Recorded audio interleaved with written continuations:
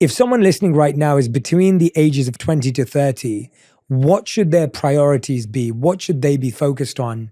And we'll focus on other generations next. Absolutely. If you're in your 20s, going into your 30s, think about that time of life. There's a lot of uncertainty in that time, right?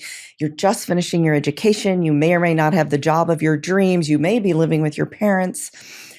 But that is the perfect time when there are probably still other people taking care of you in some way to figure out your life habits, right? That is not the time to skate along on your youthful zest or your youthful biology, but learn to sleep, learn to prioritize your health over, for instance, those things that are going to tear you down. I mean, listen, we're all young.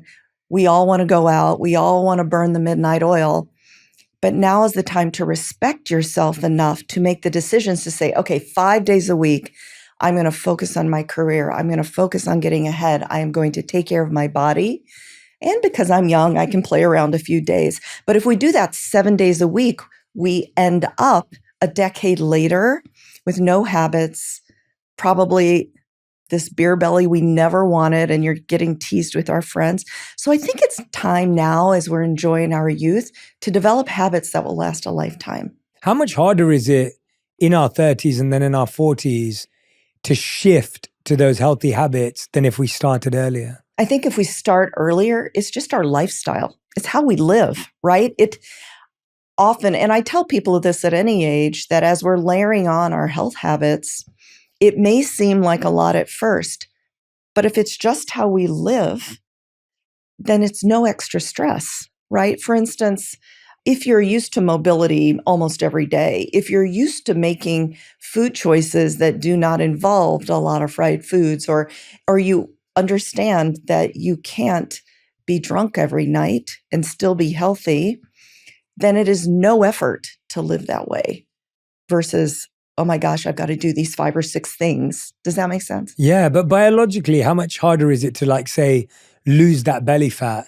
The good news is that recently a study was released that showed our first big hit of biologic aging is about 40. Now, that doesn't mean that What does that mean? Yeah. That means at a cellular level, the repair mechanisms become less efficient. It means that our pluripotent stem cells, which we have not only from our bone marrow, but in every cell, are actually less young. That being said, lifestyle can rejuvenate those. And that's part of my research, having done those studies. But so when I say at 40, it's the first big hit, our actual intracellular biology becomes less efficient. We are able to clear the toxins of metabolism less efficiently. We're able to produce the proteins that our cells make in normal living from our DNA less effectively.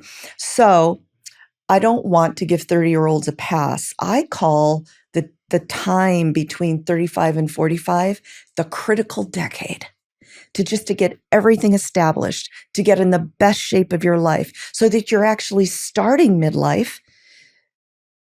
Because when you look at life expectancy, midlife is 40, right? And so we tend to think, oh, when I get old, well, 40 is midlife. If we arrive there having taken care of the habits, it is significantly easier. Now, it's easier to start at 40 than it is at 65. I don't want to be discouraging to people if you've missed the boat on 20, 30s, but that's what I mean by biologically, there's a big hit about 44. So I'm 37 right now. I'm 7 years away from the end of that, from that first hit. Yeah. What would be the top priorities for someone between that 35 to 45? What are those specific healthy habits that we need to invest in that are non-negotiables? With the experience of age and working this long, your top priority is to figure out how to sleep through the night.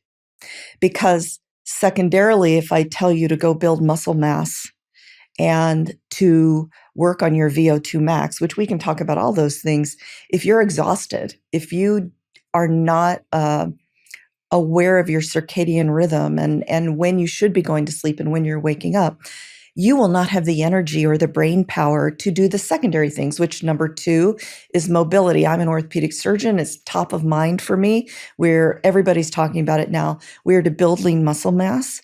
But what people forget about is this is prime time in both men and women's lives to build your bone. We top out at bone density around 30, right? So what does that mean? Well, we need the thickest, strongest bones because we literally do live off that for the rest of our lives. Now, we can get into this, but you can build bone back, but you need the best bones. And that's what I would focus on, muscle and bone. And then finally, everybody needs to not treat their bodies like a garbage can. We are not a trash disposal. Everything can't go in. This is a temple. This is a meticulously designed machine. And just like we would take care of the machines of our cars by what we put in it, many people don't think of their bodies in the same way.